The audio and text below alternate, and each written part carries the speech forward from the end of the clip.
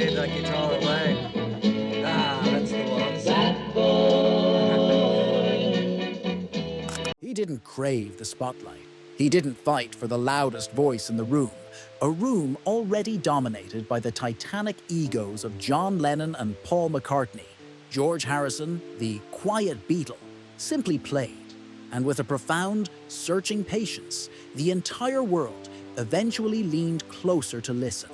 While John and Paul so unsparred for brilliance at the front of the stage, George carved out something quieter, sharper, and infinitely deeper in the background. His guitar wasn't just rhythm or ornament.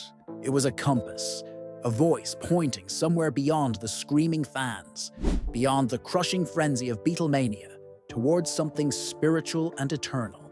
For George, music wasn't just a performance. It was a meditation, a prayer. He carried a stillness into the absolute storm of the 1960s, a sense that while others were chasing glory, he was quietly, desperately, searching for truth. Years later, when asked to look back on the vast, monumental catalogue of the Beatles, the songs he singled out as his favorites weren't always the biggest hits or the most famous anthems. They were personal. They were the tracks that, to him, represented real, tangible change. Hidden inside the Beatles' vast catalogue are the songs that truly stayed with him, the ones that cut through all the noise and spoke directly to who he was as a man and as an artist. These are George Harrison's 6 favorite Beatles songs, and this isn't just a list, it's a map of his soul. Number 6. Norwegian Wood.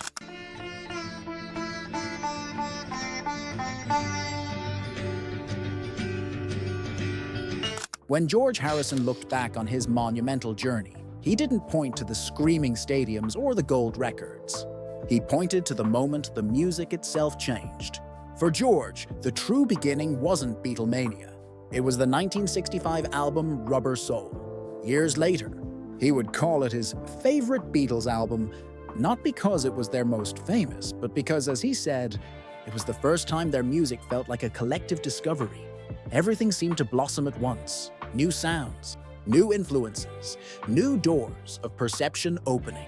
And no track carried that seismic shift more than Norwegian Wood. On the surface, the song was John Lennon's cryptic, folk-inflected story of an affair. But it was George Harrison's contribution that lifted it from a simple folk song into a piece of revolutionary art.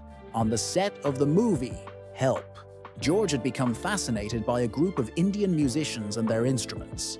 He picked up a sitar, and though he barely knew how to play it, he was determined to use it. That buzzing, droning, and utterly alien sound he wove into Norwegian Wood wasn't just an ornament.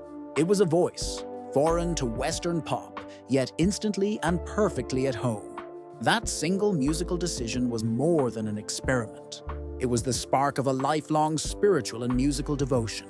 It was the sound of George Harrison finding not just a new instrument, but an entirely new path, a path that would lead him to India, to meditation, and to a philosophy that would define the rest of his life.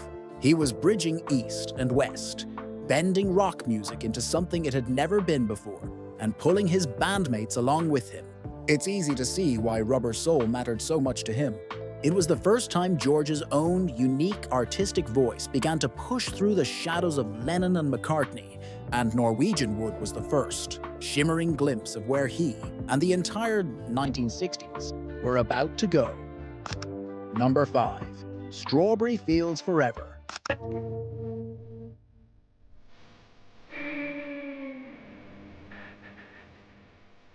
If Rubber Soul was the sound of a door opening, John Lennon's 1967 masterpiece, Strawberry Fields Forever, was the sound of that door being blown completely off its hinges. This track, a deeply personal and psychedelic vision, didn't just change how the public heard the Beatles. It changed how George Harrison saw what the band, and indeed all of pop music, could be. This wasn't about hooks or radio charts or teenage love. This was about turning a person's complex, messy, and beautiful inner world into pure, recorded sound. George, who was on his own journey of inner exploration, deeply respected that. He once said what drew him to the song was the way the band was suddenly hearing sounds we weren't able to hear before. That was what Strawberry Fields represented, the breaking open of all boundaries, the song's dreamlike, hazy layers, the use of the mellotron, the backward tape loops that blurred reality into a surreal hallucination. It wasn't safe, it wasn't expected, and it wasn't clean. But it was true. To George, that was the entire point. He didn't hold on to the early, polished, yeah hits that had made the band famous. What fascinated him were the tracks that refused to follow the rules, the ones that stretched the very definition of pop music into high art. Listening to Strawberry Fields Forever was like stepping directly inside John Lennon's mind, a place of both nostalgia and confusion. George understood the immense bravery in that kind of vulnerability. He admired the risk, the rawness, and the way the track didn't even try to explain itself. It was music as a pure artistic statement, and for George, statements always mattered more than spectacles. This wasn't just another Beatles single. It was proof that the band could go further and deeper than anyone, even they, thought possible. Number 4.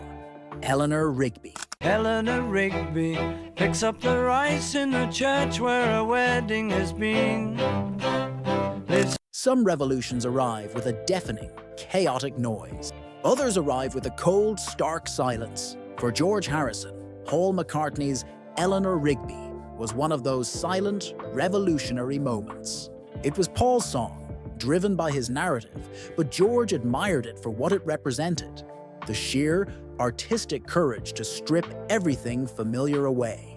On this track, there are no electric guitars, no bass, no drums. There was no familiar rock and roll foundation at all. There was just a stark, classical, and almost violent string quartet, and a lyric that sounded more like a bleak, existential short story than a pop song. George once said what impressed him most was the boldness.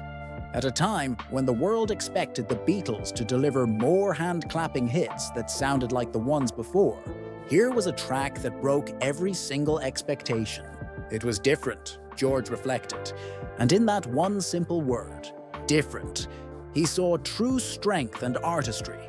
What made Eleanor Rigby resonate so deeply wasn't just its revolutionary arrangement, but its chilling adult honesty. Loneliness, death, forgotten lives, failure, a world of all the lonely people. These were not the subjects of top 40 pop music in 1966. But for George, who would spend much of his own solo career searching for truth beyond the surface glamour of fame, the song struck a profound chord. It was a powerful reminder that the Beatles, at their best, were never just entertainers. They were explorers, artists who were willing to push into dark, sad, and uncomfortable places. Eleanor Rigby was proof that they could take that stark, grey reality and turn it into something hauntingly beautiful. George didn't admire the Beatles for repeating themselves. He admired them for their relentless, fearless need to change. And this song was change embodied, a moment when the band grew up, and George was right there with them. Number 3. This Boy. Took my love away. George Harrison rarely looked back. He was, perhaps, the Beatle most determined to move beyond the past, to see the shadow of Beatlemania not as a period of glory, but as something finished, a box he had to escape from. And yet, every so often, a simple song from that early era would pull him back. One of those songs was This Boy, a forgotten B-side from 1963. On paper, it was simple, just a straightforward ballad about heartbreak, driven by those perfect, tight, doo-wop-inspired harmonies. But George never dismissed it. Years later, while watching an old clip of the band performing it on television, he couldn't help himself.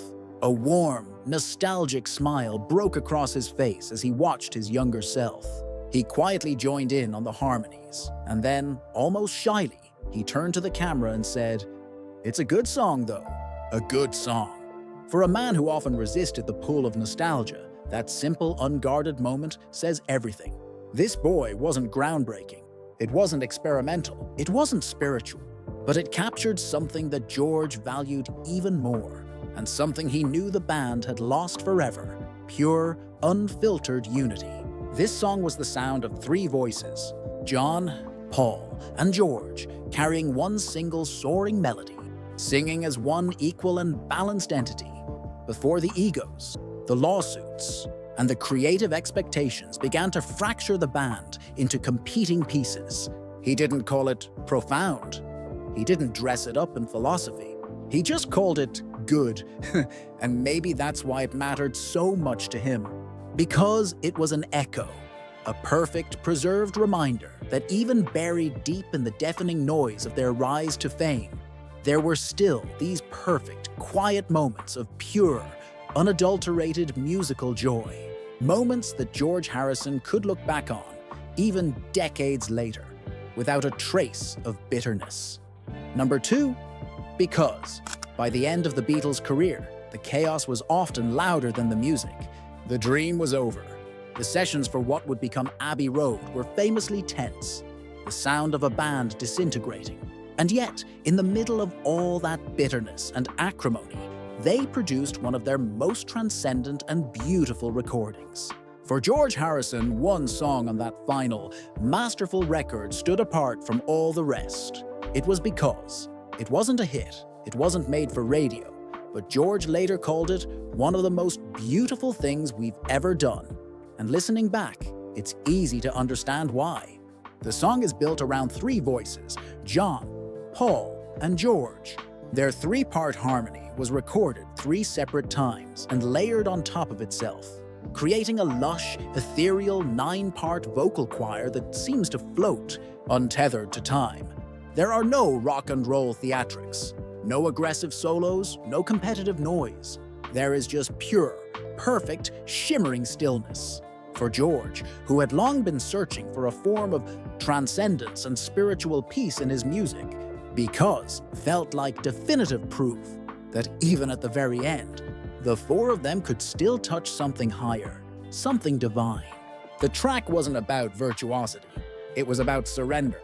It was about all 3 of them letting go of their egos and blending their voices into a sound that was far bigger and more beautiful than any one of them could have created alone. That quality of egoless creation always mattered deeply to George. He didn't want to dominate, he wanted to dissolve into the music, where earlier Beatles songs chased the world, because seemed to float peacefully above it, timeless, untethered, and impossibly beautiful. It was a moment of pure clarity at the end of a long and tangled road. Number 1.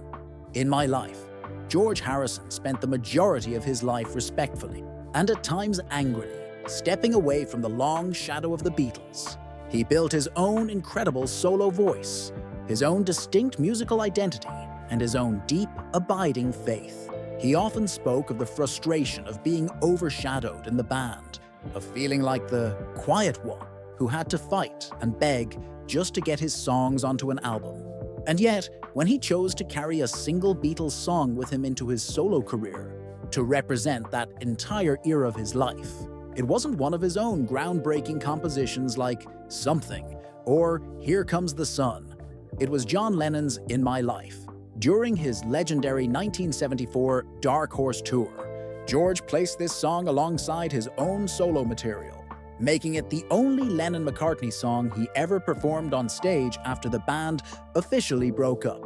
That choice carried an immense weight. For someone who so often bristled at the nostalgia of the past, including In My Life, in his set felt less like a nostalgic look back and more like a profound act of acceptance, a quiet, public recognition of where he had come from and the journey that had shaped him. The song itself is a masterpiece of simple, poignant reflection, a look back at memories, friendships, and the inevitable passage of time.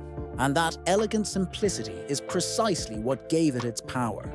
George wasn't a sentimental man by nature, yet this track mirrored something he deeply understood, that everything changes and nothing lasts forever.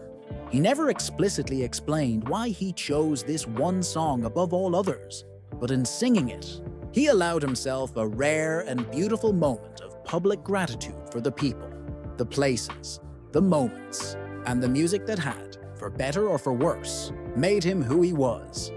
George Harrison's list of favorites wasn't about fame or charts. The songs weren't chosen because they sold the most or pleased the crowds.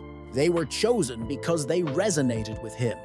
Norwegian Wood, Strawberry Fields Forever, Eleanor Rigby, This Boy, Because, and In My Life. Together they reveal not just the band, but the man. George admired risk. He valued honesty. He cherished harmony, and he never, ever needed to shout to be heard. He simply and patiently let the songs speak for him. For George, music was never about the noise. It was about the truth. And in these 6 specific songs, you can still hear his voice. Not the reluctant Beatle, not the rock star, but the seeker. Quiet, elusive, and in his own way, truly and utterly unforgettable.